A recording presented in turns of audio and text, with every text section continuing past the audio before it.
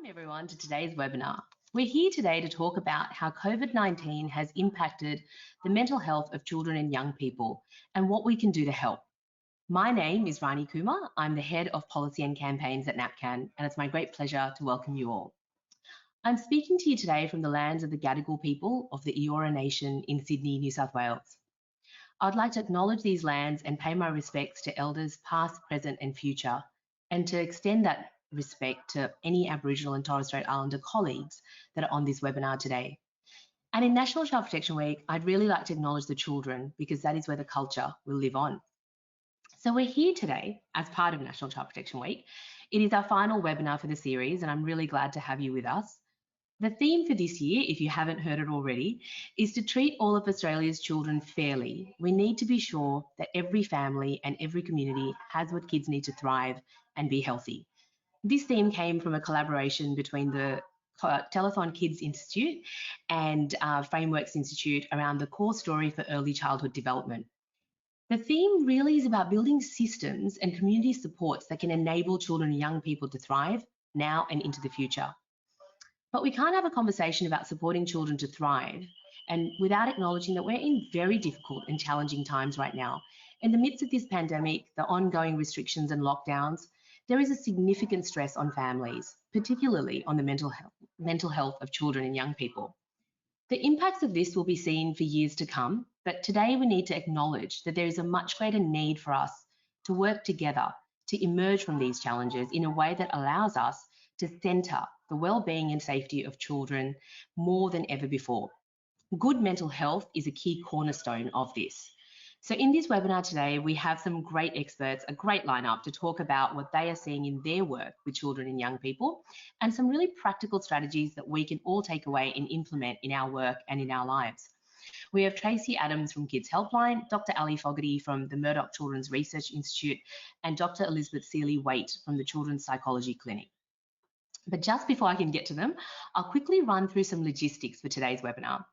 If you run into any technical issues, please contact our team. They've left their details in the question function for you. You, the audience, are in listen-only mode, which means you can't turn on your mic or your camera, but we're really keen to hear from you. There is a questions function. Please keep sending your questions throughout the session. We'd love to hear from you, and we'll try to get to as many questions as we can, despite there being quite a few of you online today, over 600 so far. When the webinar finishes, or if you need to hop off early, you will get a short feedback survey, which will open in a new window. We really appreciate your feedback, so please take the time to fill that in.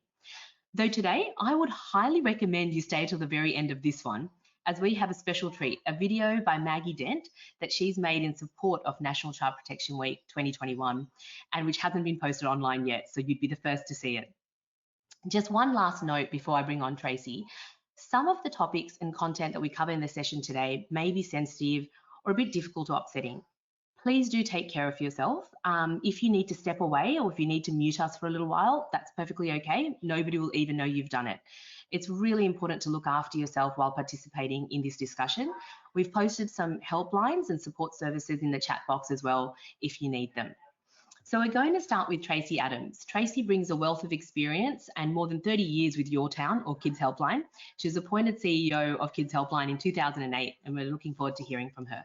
Over to you, Tracy. Well, good afternoon. Thank you, Rani, and good afternoon, everyone. It's a great privilege to be here. I always enjoy Child Protection Week, and I think this year there's a particular meaning and a depth to Child Protection Week that's so relevant to what we're seeing. I too acknowledge the traditional custodians of land on which we've gathered and pay respects to elders past, present and emerging. And can I acknowledge everybody who's involved in child protection, and I think that extends to professionals and increasingly to mums and dads in homes right around the country who are really dealing with significant stresses and the way that the pandemic and the enduring nature of the pandemic is taking an impact on young people. So just for context, I'm sure that many of you would be aware, Kids Helpline provides 24/7 professional counselling support to children and young people aged between 5 and 25 nationally across multiple channels. And unfortunately, this year we were able to celebrate 30 years of Kids Helpline in between lockdowns. So we did manage to get a brief celebration in recognition of the more than 8 million responses that we've made since we started the service. I'm going to share with you some of the insights about what our counsellors have been seeing, dealing with, and what young people are presenting with.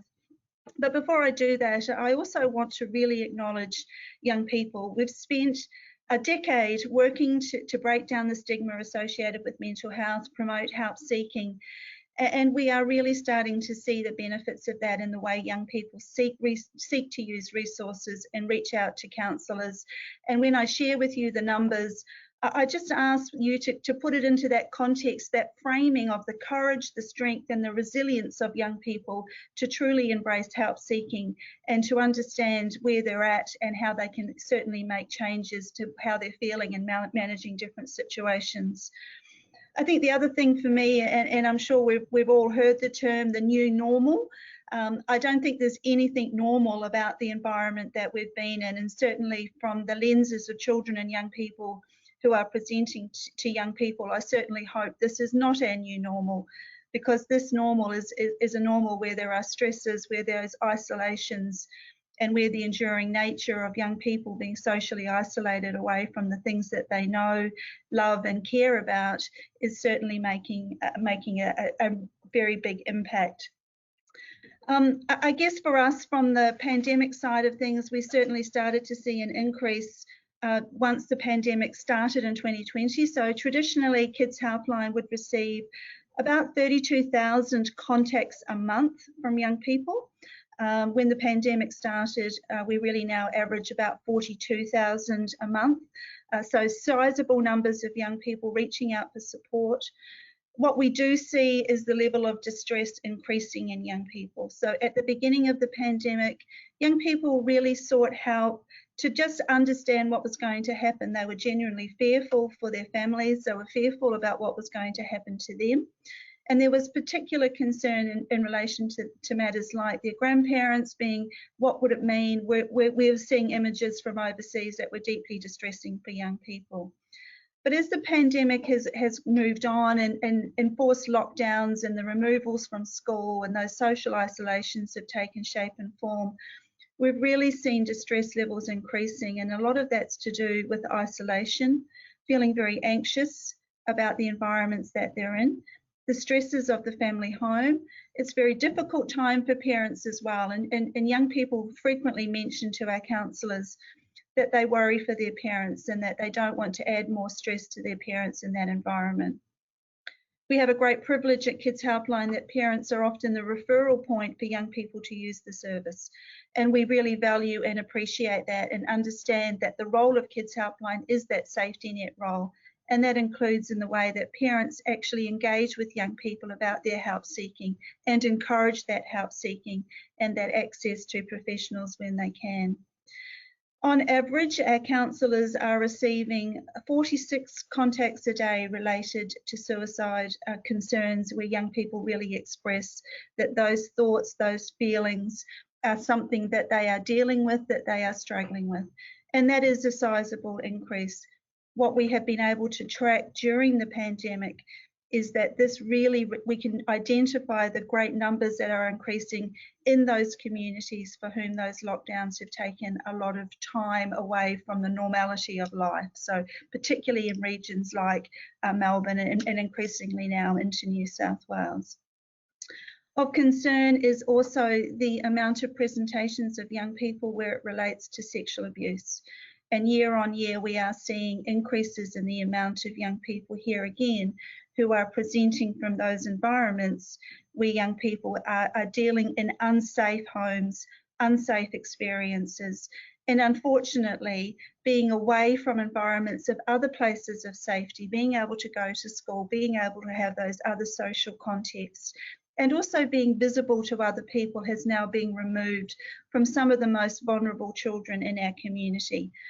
Again, I really want to celebrate the strength of these young people to undertake this level of help seeking, to understand that they are not alone, even in isolation, And despite the challenge of having to have instigating the duty of cares in increasing numbers, which our counsellors are having to do, up to 620 last month, where our counsellors deemed a young person to be at imminent harm, we are also very aware of the help-seeking activities that these young people are undertaking. More broadly, we are certainly continuing to see the mental health, the emotional well-being being areas of most significant concern to young people, and also areas where parents are actively seeking to be supported as well. They want to support their children, and they understand the environments are very challenging in that space. And so we're really working hard to continue to promote these resources, encourage the help-seeking activities of young people, and ensure that as a community we really do take seriously the notion that we are all responsible for the children, no matter what homes that they might be living in. And so for us, it's very much continuing to promote to parents and to children to care for each other, look out for changes in those behaviours, stimulate conversations and be deliberate about that. And if you're truly worried about young people, ask them how they are going and really seek out the opportunity to engage them in those ways. It's a very difficult space at the moment, I know, for parents sometimes to be able to refer children to professional supports. But there are those available, and we continue to promote and work within an ecosystem of support. So I think overall at the moment, our key message very much is applaud, congratulate, promote help seeking, build on the resilience of our young people, acknowledge the stresses that are going on, prioritise what's important. Mental health, emotional well-being, they're critically important. They're more important than worrying, we believe, that whether a child is doing their homeschooling to the standard that the school might expect. We have to be balanced in our approach with young people. And I think, as Rani has already mentioned, there's going to be long-term impacts that we have to work our way through. But we have to keep hope alive. And we have to celebrate the fact that young people are being resilient and encourage those for whom we are worried about to always know that they're not isolated, that they're not alone, that there are supports available to them. Otherwise, the pandemic will be a pandemic within a pandemic, where we absolutely see the most significant issue that I think is going to come from this, the well-being, the long-term well-being of children and young people, have a much more dramatic impact than potentially what we are seeing immediately from the pandemic itself. So from our perspective, we continue to promote the voice of children, the experiences of children, and ensure that we are taking a very balanced approach as much as we can across society and recognising what their needs are now and what their needs are going to be into the future, as we really think about the way out of the pandemic and the needs of young people, of families, of schools, and our communities to support their health and well-being. Thanks so much, Tracy. It is unfortunate to hear so many more children need help, but it is great to hear that more of them are actively doing the help seeking, and that's really important, as you were saying. Now we have Dr. Ali Fogarty, who is a clinical psychologist and research fellow at the Murdoch Children's Research Institute. Over to you, Ali. Thanks so much, Rani, and thanks so much for having me here today. I'm really excited to be part of such an important week. I'd also like to start by acknowledging the traditional custodians of the lands which I live and am currently working on, the Wathaurong people of the Kulin Nation here in the Geelong region, as well as the Wurundjeri people where MCRI is located. And I'd like to pay my respects to elders past, present and emerging, as well as acknowledge any Aboriginal or Torres Strait Islander colleagues joining us here today. I'd also just like to start by thanking Tracy for such an informative but hopeful start to the session today. There certainly are some bleak figures coming out around child and adolescent mental health at the moment, but it is really important to have this focus on strength and resilience that young people are demonstrating during what is just really a unique and challenging time. The intergenerational health group at MCRI, where I'm from, has been investigating the psychosocial impacts of the pandemic on children, parents and families across the last 18 months, including within families experiencing adversity such as family violence, risk of child maltreatment and interparental conflict. What we have seen and what the broader literature tells us is that the COVID-19 pandemic has impacted all of us, but it doesn't impact us all equally. So those who are most vulnerable to the mental and physical health impacts of the COVID-19 pandemic within the community, often those already experiencing social, economic, or health disadvantage, such as pre-existing physical and mental health conditions, social isolation, employment insecurity, or family conflict. Today, I'm going to be focusing specifically on the impact of the pandemic on adolescents and young people, and drawing from one specific study from MCRI called the Mothers and Young People Study. This is a large longitudinal study of first-time mothers and their firstborn children, and this study began in Melbourne in 2003, and it's about to enter its 18th year. So why the focus on young people? Adolescence is an incredibly important developmental period where young people are developing a sense of who they are outside of their family unit. They're exploring the world and relationships in new ways. And it's a time where they develop a sense of independence, which sets themselves up to successfully transition into adulthood. And the pandemic has disrupted a number of these pathways, which help develop this sense of identity and independence during this really critical developmental period. But it's also a really important time for early intervention for mental health problems. We know that most mental health difficulties that we see in adulthood emerge before the age of 18. And adolescence is a time where effective strategies to manage stress and difficulties can be promoted to hopefully prevent the onset of more chronic mental health problems which can persist across the life course. And also we know that positive help-seeking experiences during adolescence can set young people up to continue to engage with services as they go through life, which can be really protective.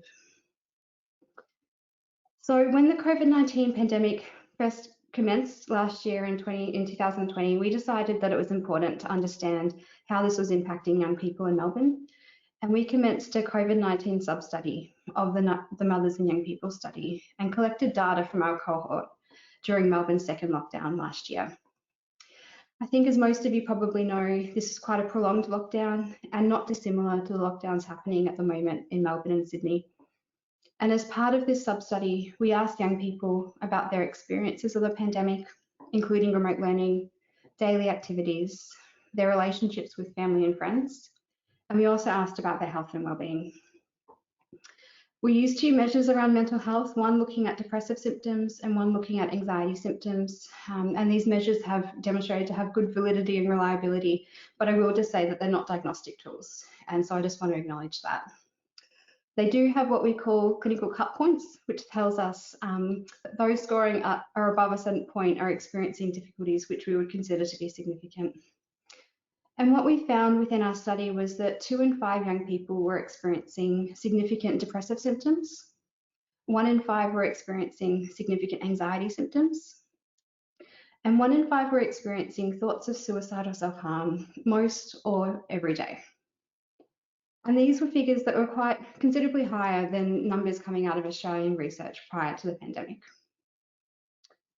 In terms of other experiences reported by young people, we found that 4 in 5 were reporting an increase in school-related stress. 3 in 4 were reporting feeling overwhelmed and needing more support. 3 in 4 were reporting more stress within their home life. And 2 in 3 were reporting more conflict between family members. So we can see here that school and family factors are also really important stresses which are co-occurring within the context of this broader pandemic. And we also found that those who were reporting more difficulties within family relationships and those with a parent who was reporting mental health difficulties either currently or in the past were also more likely to experience depressive or anxiety symptoms. And this highlights that point I made earlier, that those with pre-existing vulnerabilities may be more likely to experience mental health difficulties during this time. However, we know that not all young people are struggling during the pandemic, and there are many things that are helping young people stay strong and resilient. And some of the things that we found within our study was that 4 in 5 were reporting doing more activities as a family, and 4 in 5 were also reporting spending more quality time together as a family, and these were viewed as really protective. We also found that factors such as regular exercise, maintaining connections with family and friends, all to be associated with better mental health outcomes for young people. So what these findings mean for a lot of us working with young people, whether that be in schools, case management or therapeutically, is that we know that mental health difficulties are really common at the moment, and it's important for us to be talking to young people who we notice might be struggling and work out with them whether what they're going through is a normal response to this pandemic that might pass on its own, or if their symptoms are something more significant and that they might benefit from some professional support. As Tracy mentioned, a really important message to be sending to young people during this time is that things are really tough and acknowledging that, but they don't have to go through this alone. On a broader level, our research highlighted that there are lots of barriers for young people and their families in seeking help. And within our study, we found that just 1 in 3 young people reporting significant mental health symptoms had spoken to a psychologist or counsellor about their difficulties. And as part of our survey, young people and their mums could comment on things such as help seeking. And what we saw in these comments was that issues were being raised around the length of wait times to get into a school counsellor or private psychologist. A reluctance from young people to sometimes speak to their parents about these difficulties and therefore not knowing how to seek help. And some worries and concerns about the help seeking process. We also know from the broader literature and the recent Royal Commission into Mental Health here in Victoria that there are broad barriers to seeking help around our public mental health system being well at capacity, the need for more family inclusive services to address systemic issues often co-occurring within families, and as I've said already, these really quite significant wait periods within the private setting and significant out-of-pocket costs, which make private mental health services quite difficult to access for some families. So these are all issues that really do need some immediate attention so that we can continue to support young people struggling with the pandemic, and hopefully as we emerge from this peak over the next few months and come out the other side. But as Tracy did mention, young people are displaying incredible resilience through what's been an incredibly tough 18 months. And I did want to end today by briefly reflecting on what we can draw from the many years of broader resilience research, which has exploring what keeps children and their families resilient during times of adversity. So what we know is that for those lucky enough to have supportive and safe families, fostering close, accepting relationships where young people feel comfortable to reach out and to talk about problems when they arise is really important. And one of the things we know that helps facilitate these types of relationships is really dedicating some one-on-one time to spend with children or young people, doing activities together, whether that be playing sport, cooking, watching a movie, doesn't really matter. But it does need to be time where that parent or significant adult is present and engaged and focus on that activity and the connection with the young person. And for children and young people whose home life is a bit more difficult, we know that just having one positive relationship with an adult, either within the home or outside that home, can make all the difference. And obviously this can become more difficult with less face-to-face contact with some of the young people we're seeing, but there's still lots of ways that we can facilitate and foster these relationships. And of course, there's other things we know that are helpful in promoting resilience too. And they're things like keeping regular routines, both for individuals, young people and children, but also as families, keeping that sense of routine going throughout the pandemic is really important, as well as staying connected to social networks, culture and community. So I'll hand back to Rani now. Thank you. I just want to say thank you, Ali, for that. That was really great, and to hear about some of those systemic barriers, but to also hear about the resilience of young people and what the broader literature shows on that. Lots of threads to pick up, and I'm sure Elizabeth will build on some of your advice that you had in terms of that one-on-one time and other small sorts of things that we can do in our daily lives to support children and young people. So next we have Elizabeth, who is Dr. Elizabeth Seeley-Waite, a clinical psychologist and director of the Children's Psychology Clinic, and also a very renowned internationally published researcher. Thanks, Elizabeth. Hi, thank you. Nice to see you today. I first wanted to start by saying thank you for inviting me to speak and to share on this very important discussion. In the spirit of reconciliation, I'd like to acknowledge the traditional custodians of this country throughout Australia and their connections to land, sea, and community. Today, I'd like to pay respect to to all Aboriginal and Torres Strait Islander peoples, as we start.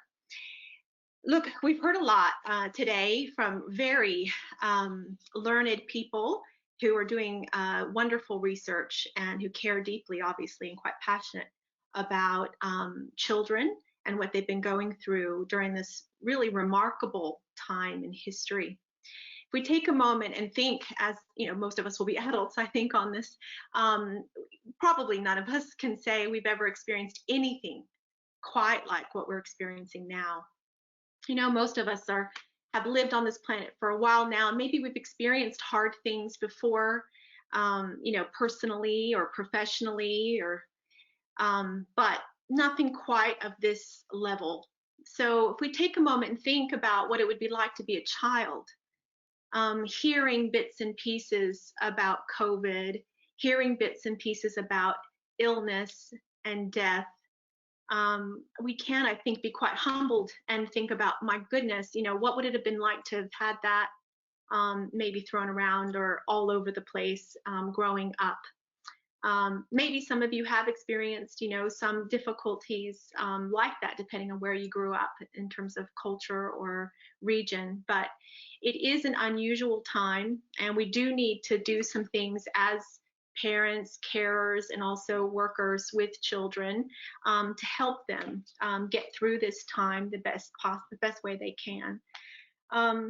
So I'm speaking today as mostly a clinician. I am a mother of 3, but I am seeing lots of kids, little kids, parents and carers of those kids and teenagers through our practice, which is based in Sydney.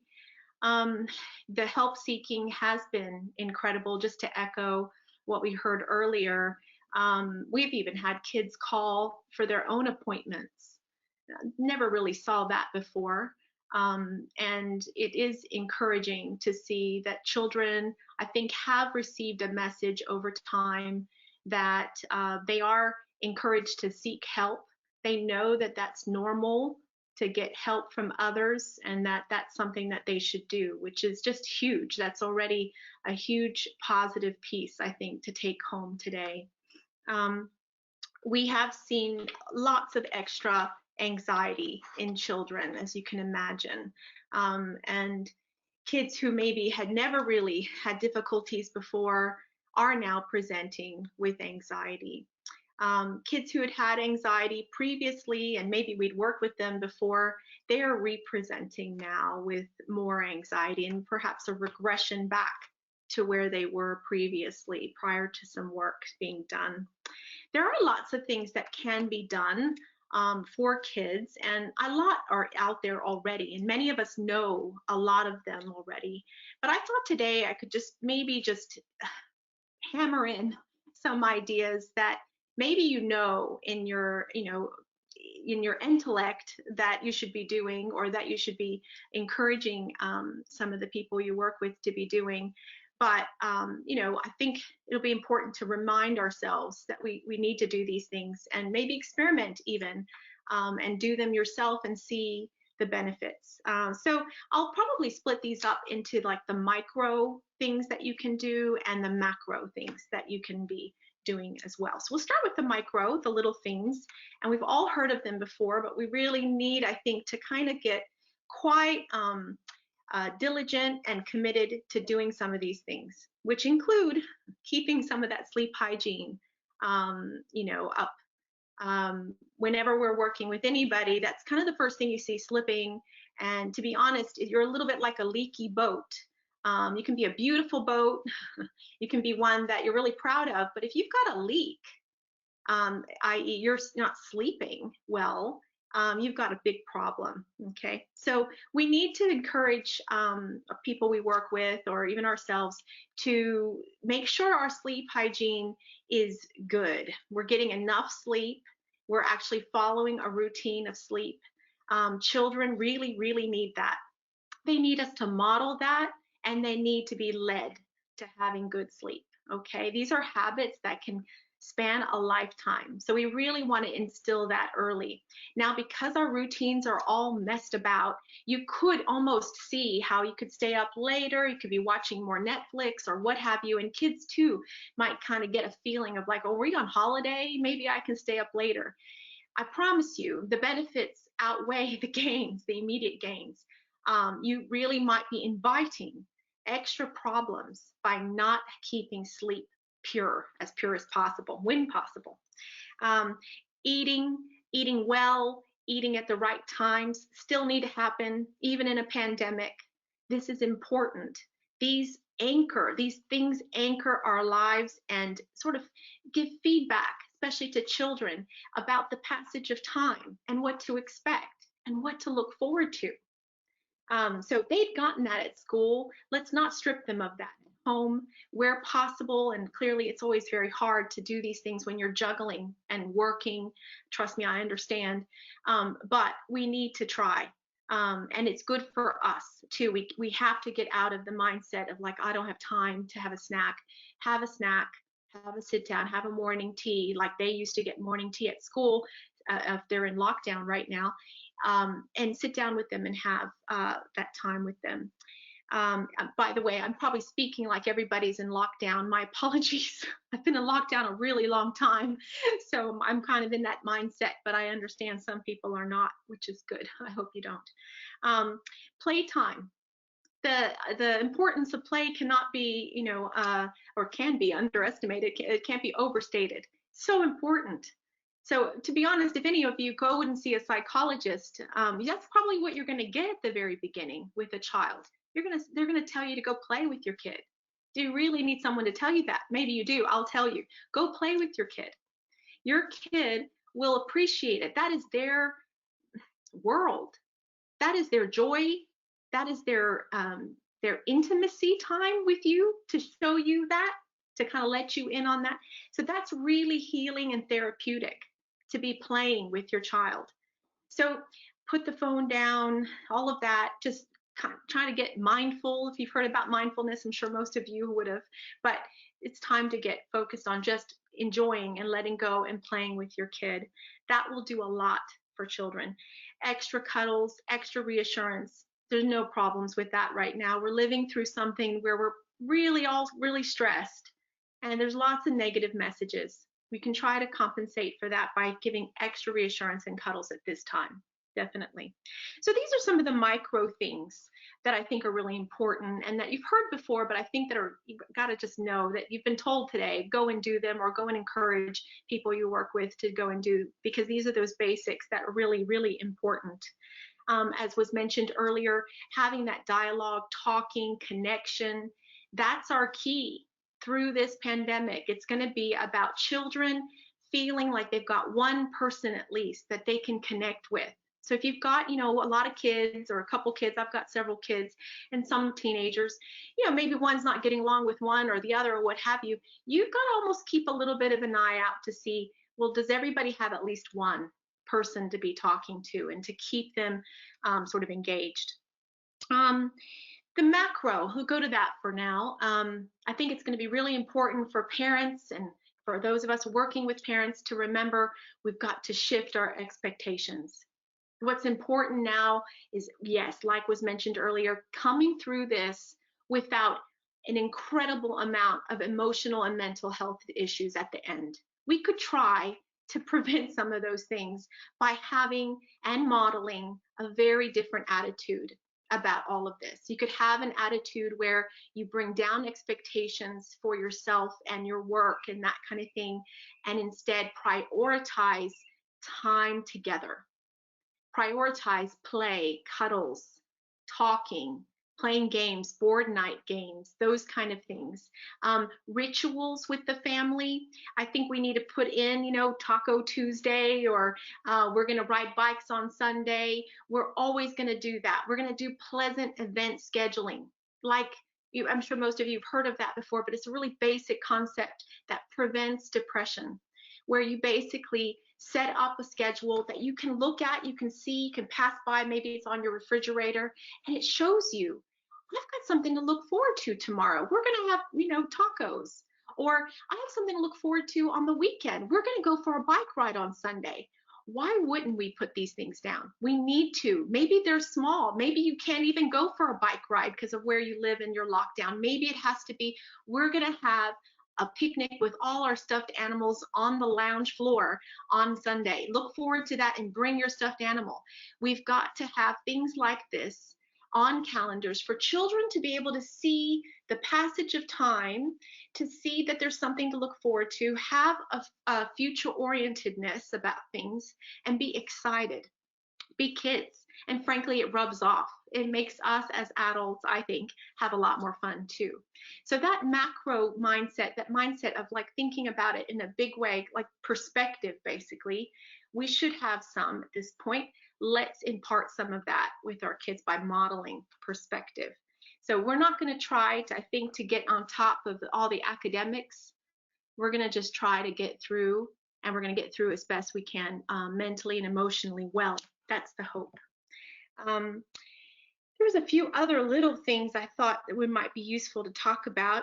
Clearly, the word hope actually springs to mind.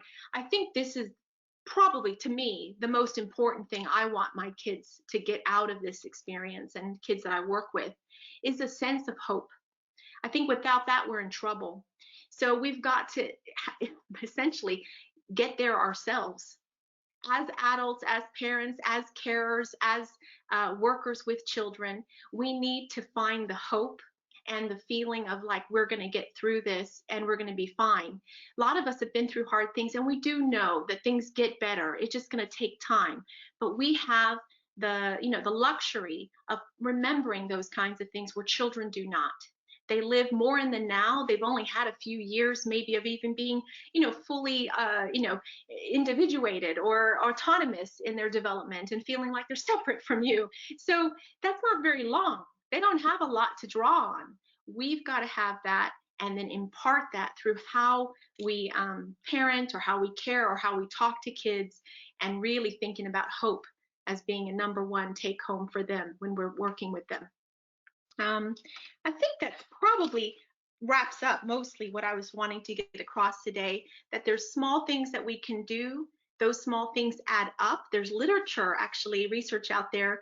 My colleagues would probably know about that better than me, around how little changes, little things that you do can actually even add up statistically to almost equal, medicine, or equal, a very strong therapy. So if you get your sleep, and you get your eating and all of that, and getting outside and getting fresh air and drinking enough water and all those small things that everybody here has already heard of and knows to do, you do all of that, add them all together, they'll add up to something significant.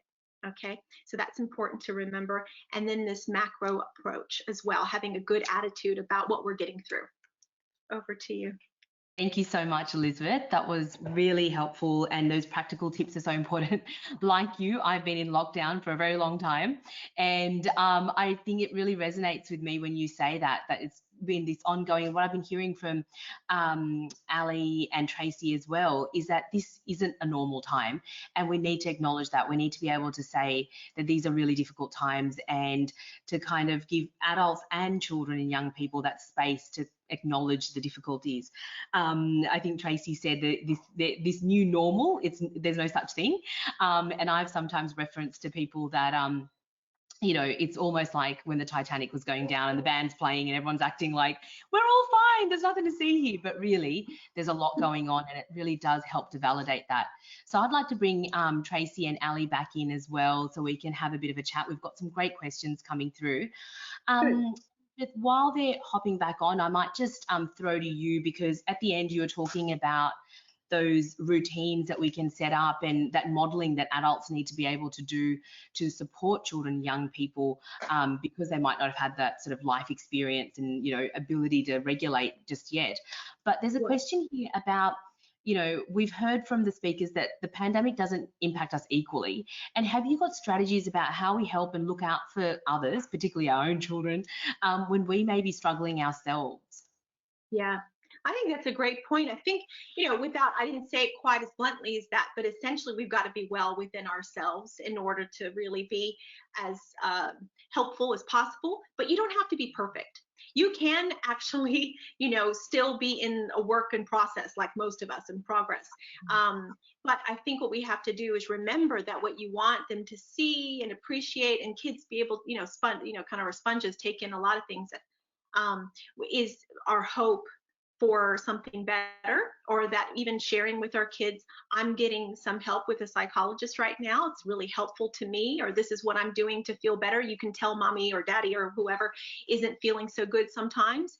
Acknowledging that and showing that you're getting some assistance is huge. Thank you. Ali or Tracy, did you want to add to that at all? Just to say that, you know, parents do have it really tough at the moment. Everything that's been going on for the last 18 months has just made their workload so much harder, and navigating all of these work concerns, the pandemic, and then having this really big worry about how it's impacting their children too. So I think it's really is important to say that it's okay if parents aren't feeling okay within themselves at the moment too, but that there is help available for them. And just acknowledging that those little things that Elizabeth talked about that can be beneficial for them in their well-being throughout their day, as well as that modelling for their children too. Perfect.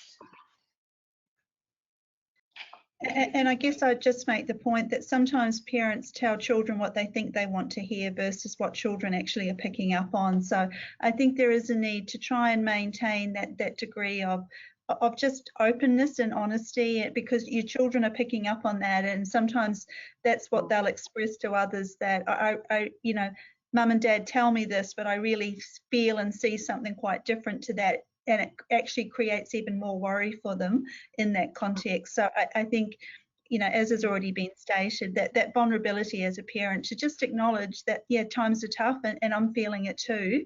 And those social structures and those friendships are equally important for parents as they are for children. That would go a long way to validating, I think, children's experiences by parents actually voicing them as well. We know that children do better when parents are well supported, and I think it is really important to let parents know that they can access services for themselves, and to realise that these are really challenging times. It's not a new normal where you can juggle, you know, homeschooling, be the teacher, be a great performer at work, and do all the cooking and cleaning and everything else we're expected at the moment. So really just, you know, reminding yourselves that it's okay to seek help. I guess one related question here is that parents and are feeling a bit powerless in this situation, because we don't know the end. When is this going to resolve? What's going to happen? There's this sense of uncertainty, which we all know isn't great for our brains. And how do you support children and young people through that when you're kind of mirroring their fears? It's quite related to the previous question, I suppose, but did you have any advice for people who, you know, might be needing to manage that? And is honesty, as you've just said in your responses, is then a good place to start? Elizabeth, maybe I'll start with you again. Sure. Yeah, I actually really agree with what Tracy had mentioned. I think actually almost it can make you crazy to notice something on a level underneath, but then hear something different, right? Like if people aren't matching what's really happening and what you're experiencing. So I'm really interested in people, adults, of any kind, parents, carers, being honest with kids. I think though we have to remember their developmental level, but I think honesty and being authentic with children is always the right way.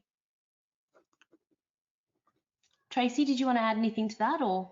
I was just going to say, I think it is the uncertainty that often triggers some of, you know, a lot of the anxiety. And at the moment, the way that, you know, we get these reports every day, and it doesn't actually talk about the way out, the way forward. And I think some of the balance around conversation and the way that, you know, that things are being presented, not just to children, but to the community. We still haven't had this rounded conversation, and material is incongruent from one day to the next and depends on where you live, and none of that is helping to minimize anxiety. And I think that's something that, you know, I think our leaders have got to really start to understand that what that's leading to is a sense of perpetuating the uncertainty and the loss of hope that Elizabeth said, which is what we see and has us most concerned in the way young people are presenting. Ali, did you want to add anything to that? Just to emphasize that uncertainty, as humans, we're pretty terrible at tolerating uncertainty. It's a really big challenge. And with the pandemic at the moment, there is so much uncertainty. But I think going back to some of the points that Elizabeth was making before, that yes, we don't know what's going to happen in, you know, next month or the month after, but hey, if we know we're going for this bike ride on Sunday, that creates that little bit of certainty within an uncertain world. So keeping those routine structures can be really important, just to help kids feel a bit more centered in what is a very uncertain time. Thank you. Ali, could you just, on that note, explain to our audience that what that sort of routine does for the child's brain, I suppose, like what is actually happening in giving children? Because I think sometimes these things become a bit trite. It becomes a bit like, oh, you've got to maintain a routine, you've got to make sure that they go to bed. And it just sounds like, as a parent myself, okay, that's just something I've got to do. But to deeply understand the benefit of it might help parents and some of the, you know, workers that we've got on the line today understand and then be able to enact it more. So if you've got any thoughts on what that's actually doing. Well, I think it's doing a few different things. One of those things that it's doing is just creating a bit of certainty within and structure, which can lower anxiety levels on an everyday basis. The other thing that it does is it creates activities for young people to be engaging in, or children to be engaging in. And we know that activities and particularly exercise or spending time outdoors does a lot to lower those anxieties and depressive levels as well. So there's a few different things going on there. Thank you. Elizabeth, did you have anything you wanted to add to that? Yeah, look, I think there's something about having something to look forward to that I don't know if anybody here has dogs, but even your dog will start to get used to a certain time being able to be let out or to be fed or what have you, and get excited. And there's literature in relation to having some endorphins actually when you sort of see an anticipation of something like in your schedule that's on the refrigerator. If your child walks past and sees, oh, you know, and maybe there's a picture of him bike riding on Sunday or something, I've got that to look forward to. You do experience a little bit of joy in that moment. And those little sparks of joy mean a lot actually, and give you a sense of like future orientedness and hope and understanding of, you know, today's Wednesday, all I've got is a few more days. Maybe today is hard, but on Sunday, I'm going to have a good time. That's really good for your brain and for your, you know, emotional well-being. Excellent. Thank you. Something a little bit harder that does relate to what we've been hearing in the media, though. Ali and Tracy, you both raised the fact that there are increasing levels of self-harm being reported, and children and young people discussing this and reaching out around this issue. It's definitely been covered in the media as well, and I know our questioners are suggesting that they're getting material from schools and other places outreaching to say, you know, if you're experiencing issues, these are helplines, these are supports. But I guess from a parent's perspective, this question is asking that while it definitely needs to be discussed and highlighted, how do you empower your children to not even consider it as a choice for themselves? If this is something that's a young, I think this is an early high school child that this person is talking about, and how do you help them recognize symptoms in their peers? So empower them to kind of understand the issue, but not necessarily take it on. Any advice for how parents deal with this best, or about service providers, if you're providing this information to parents, what's a good way to frame it for them? I might start with you, Tracy. One of the things that we often use is if parents and the media, as you say, that this has been highly topical, and I know it's an area of concern, is to use those conversations, but actually do it in a way where you seek out the resources together. And there are sites like our own, Beyond Blue and Reach Out and Headspace, many others, where this material has been developed and it's quite child and young person focused, and go through that material together and talk about it and engage with each other. It's a great way to almost share those conversations and unpack what they might look like, because we know a lot of young people actually help seek for their friends, and that building that capacity for them to do that is something that we also recognise. But I think putting yourself in the space to have the conversation, but do it in a way where you can actually use material that's been developed for that age cohort, and there are things available right from very young children right through to sort of more young adults and teens, and that age relevant material is something that can be shared together. Thank you. Ali, did you have anything you wanted to add to that? Yeah, probably just echoing what Tracy's saying is that there is a whole heap of great resources out there. There's great resources for parents to have these conversations themselves with their young people. You know, even just knowing how to start that conversation can be quite anxiety inducing for some parents, and reading through and getting informed about what are the best ways to approach that can be really useful and can empower parents within that role. And then navigating through some of those resources for their young people to have those conversations with their friends too, because we do know that friends are most likely the people who, young people who are experiencing some of these difficulties are going to go to first. Perfect. Elizabeth. Oh, look, I couldn't say it any better than these two. That makes a lot of sense. Excellent, thank you. We've got a question about now that we're looking at emerging, hopefully, from this at some point in the near future and children returning to school. Obviously, there's been a real stress and disconnect from their peers, from their learning, and having to adapt to life at home and homeschooling and, you know, the challenges of that. Now to go back to school, and some children might be experiencing bullying or other concerns. Some might have a big gap in their learning. There's some anxieties for children in this. What would be your recommendations for, I guess, all three groups in terms of children and young people themselves, parents in supporting children and young people, and if we've got, you know, early childhood providers or school staff online today in supporting this transition back to being at school and engaging with people again, and peers in particular. Elizabeth, I'll start with you. Okay, well, look, if there were identified issues with the child at school or teenager at school, like bullying, or if the school identifies that there's some vulnerable children coming back, I think there's a lot that schools can do to prevent these issues to reemerge or to get worse. We know that kids are going to be all a bit stressed. We've been talking about that. And coming back to school, they're all going to have levels of anxiety and uncertainty. So I think schools need to do a little bit of preemptive work around kids who they identify as vulnerable coming in. That would do a lot. So, you know, some small things might be in the classroom if they're younger children, making sure that they're paired up with buddies, for example, making sure that they reiterate the need for children to be, safe in the classroom, and that some behaviors will be not tolerated.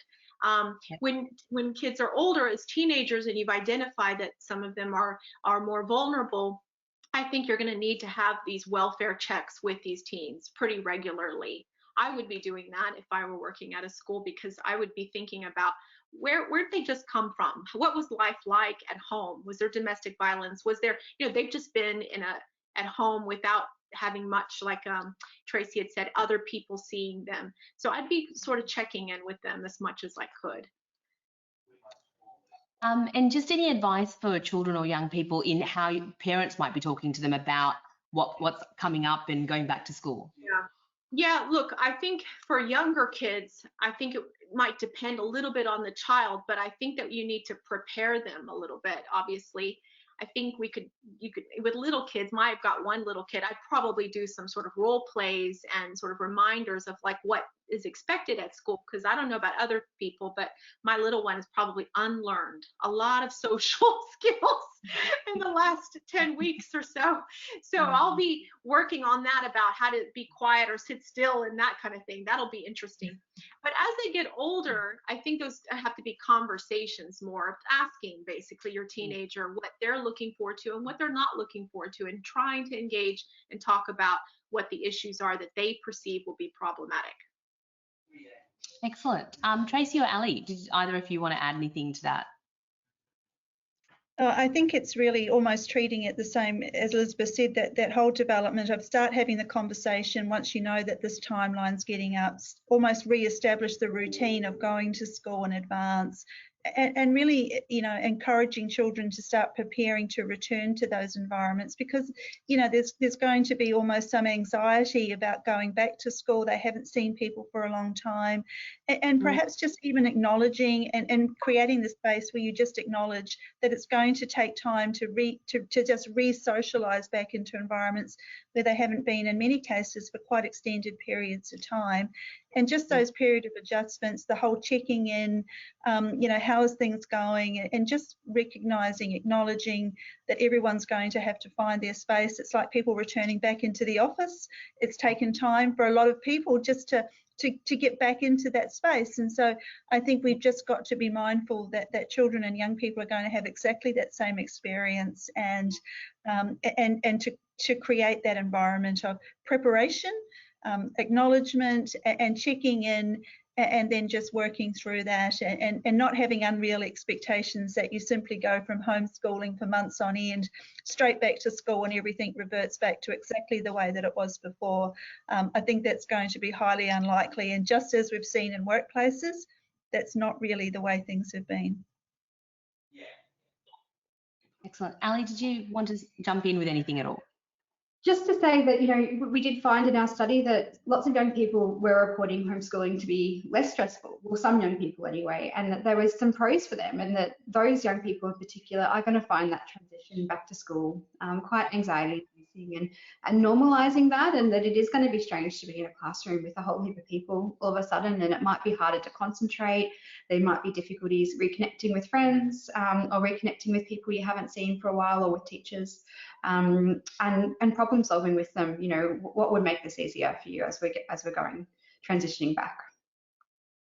Thank you. And I think what I've heard from all of you there is really very much about the fact that it will be challenging for people to be aware of that, for schools to also perhaps allow that space that while we, the educators might be really focused on that gap that might have been, inequitably found between different students, depending on what support they had at home, to really kind of allow some space for the social and emotional skills to come back in, and those connections and the networks, before we jump right into how we're all doing with our math. So I think that's a good message to take off. I'm conscious of time, and I know lots of people on the questions are really asking for those practical takeaways. I know you have all mentioned some really good ones already, but I would like to give you the time to be able to say, advice for teachers and educators, because we've got a lot of people from the education sort of service sector online today, and also people wearing the parent hat as well. So any really practical, I guess, takeaways of what people can be doing to support children and young people right now, and any resources or services that you want to tell people about as well. We're happy to put that in the chat box, but also everyone will get a recording of this webinar, and we'll send an email with those resources. So Ali, I'll start with you if there's anything that's a key takeaway and any resources that you want to reference. Look, I think the thing that I'll just say is really for parents around having the conversations around mental health and potentially thoughts of suicide, if that's a concern that's on their mind at the moment, and that just letting parents know that it's really okay to have those conversations, and the most important thing within those conversations is just to be there for that young person and to listen to them without judgment, and that's the best thing that you can do in that situation.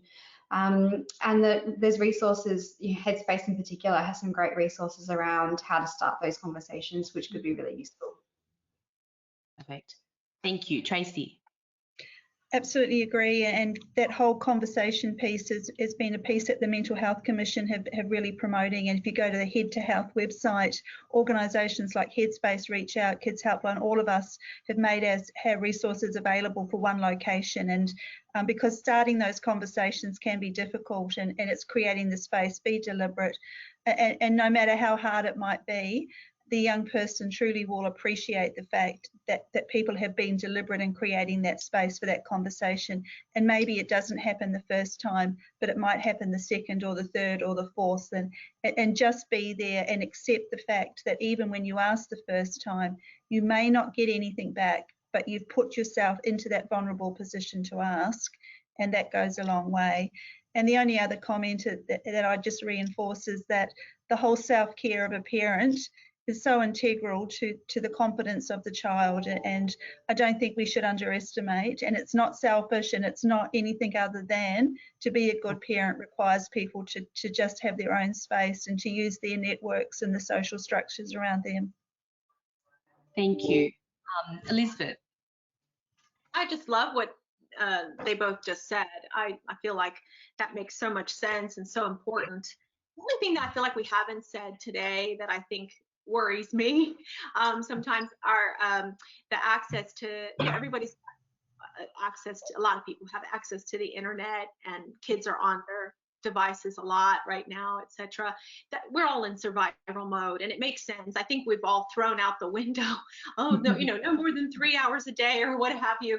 But I just want to put out there that there probably needs to be a really, really strong consideration around parental controls at home through the devices. I'm seeing little kids with difficulties and huge disturbing issues now, having stumbled across things that they didn't realize they'd be looking at, and then all the way to preteens and teenagers who are being groomed online because they're just on their device for so long and bored and being led here and there. So I just think that needs to be something that, because it's not that safe. You might think, oh, my kids are all at home, they're safe, but actually this is a gateway to some difficulties I'm seeing across the board, across all ages right now.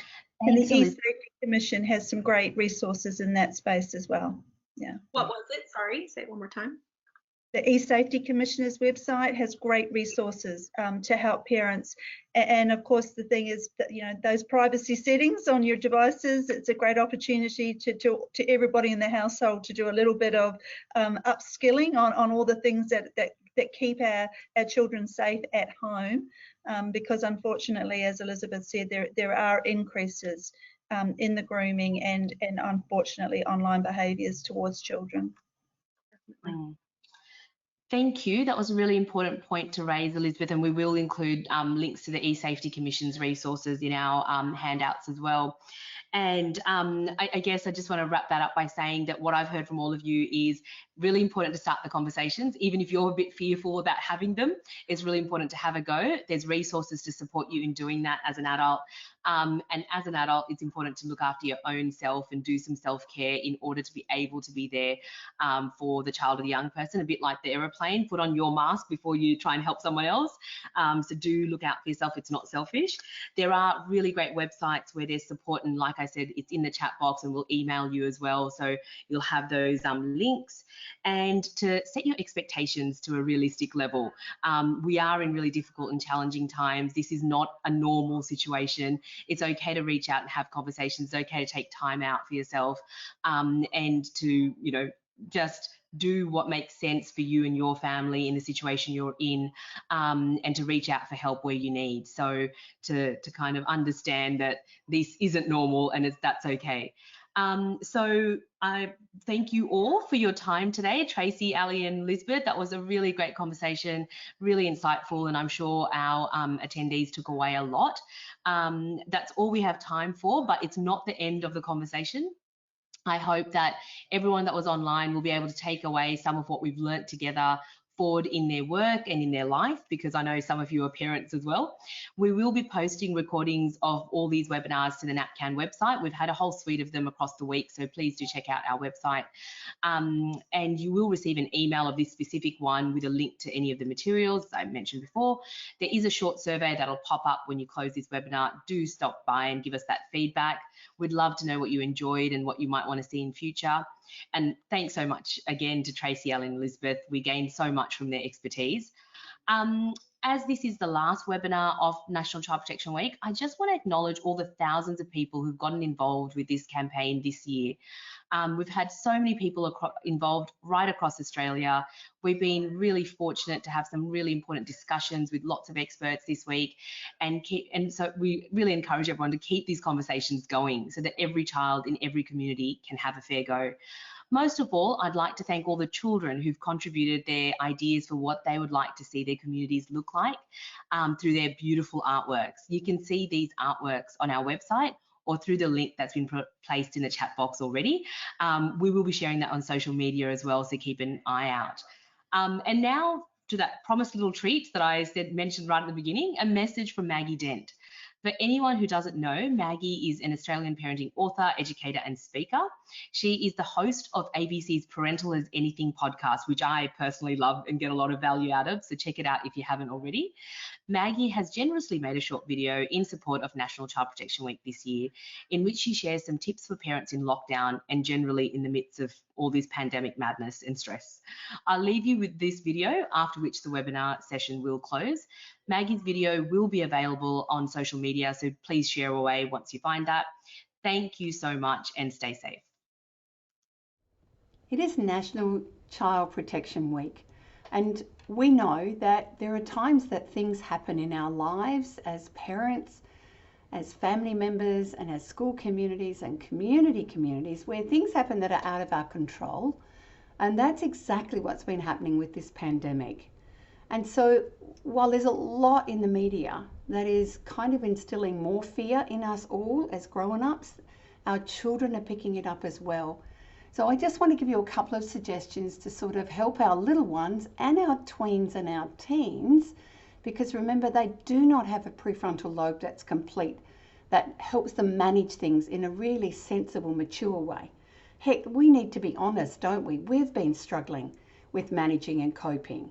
So not only have we been living with a possible threat to survival, which wires up our amygdala and keeps us looking really a bit anxious, but we're also suffering many layers of grief because there's so many things we've missed out on. And for all parents out there whose children have missed significant things, and we know there's heaps of them, try not to dwell on it, but also let it be okay for them to feel sad and for you to feel sad. Because that's what grief is. It's loss not just about a loved one, it's about experiences that usually bring us great joy. So this is the secret I want to bring to you today. No matter how difficult it is, for children and tweens and teens, I want you to focus on how can we create pockets of joy. Now, I am a really passionate educator, but I also know that there are times you just cannot teach stressed brains. No, you just can't. And if you try to force it, you make it worse. So remember, every now and then, if you create some fun activities or do some fun exercise together, and seriously, how can us parents look silly doing exercises? It's really easy. And all the grandparents out there, well, it's even easier for us. What you do is you trigger laughter, you trigger joy, you trigger the opposite side of the brain to the stress side. Yep, so fun, laughter, being ridiculous, going on a bear hunt, even to your 15-year-old. Seriously, go on a bear hunt. We're going on a bear hunt. We're going to catch a big one. Honest, they'll roll their eyes, but they'll get a kick of joy. So if we step up in that space, and that means there are times I want you to consciously find things that make your children laugh. Just the other day, I sat with my granddaughter and we watched Snail on the Whale, or The Whale on the Snail, or something like that. That's beautiful on ABC Kids. And it was just magical. We snuggled up together and watched something that was beautiful. So I want you to think, joy can come in funny, silly ways, but joy can come by watching something together, snuggled together on the couch. So seriously, family movies in the middle of the afternoon, a big bowl of popcorn, absolutely do that, and then get back to what you might need to do to tick all the other boxes of, learning from home or having to be running and working from home. So joy and delight. And the second one, hope. How do we build hope? Okay, so hope is really a big one at the moment because we don't know when this pandemic's going to finish, which is actually not good for our heads, even if you've got a prefrontal lobe. If we knew when it was going to finish, we can really start aiming towards it. So because we don't have that, we do have the ability to dream up and create possibilities for when it does finish, of freedoms, adventures, camping trips, trips to ice cream shops, anything you like. Have a great big space where your kids can say, this is where we're going to go, this is what we're going to see, this is who we're going to see. So if they can have all these pictures and photos and drawings, all over a giant, big, huge piece of paper on the wall, they are going to see that, and it's going to remind them of the hope that is coming. And then the last tip I have is, even though everything has been really difficult, every now and then Teach your children those moments. What are you grateful for today? Because I know spring is coming. Yep, and that warmth, the birds are singing more loudly, the skies are clearer. So let your kids start focusing on the things that we already have that are beautiful. Yep, and who in their life are they grateful for having there? What can they do that expresses that gratitude of their friendships and their family, no matter where they are? And always encourage them to actually have conversations, whether it's Skype, FaceTime, Zoom, on the phone, real words to real people they love. Goodness, all those things, what I call pick up the human spirit, and everyone's spirit needs a bit of a tonic right now. And it's okay to have a sneaky Tim Tam every now and then. I hope that's helped a little tiny bit, because I know down the track we are going to be able to enjoy our lives with freedoms that we've had taken away from us. And you need to let our kids know this too. Let's look for the joy, the fun, the hope, the gratitude. Yeah, go for it. We can do this, that together we can do hard things.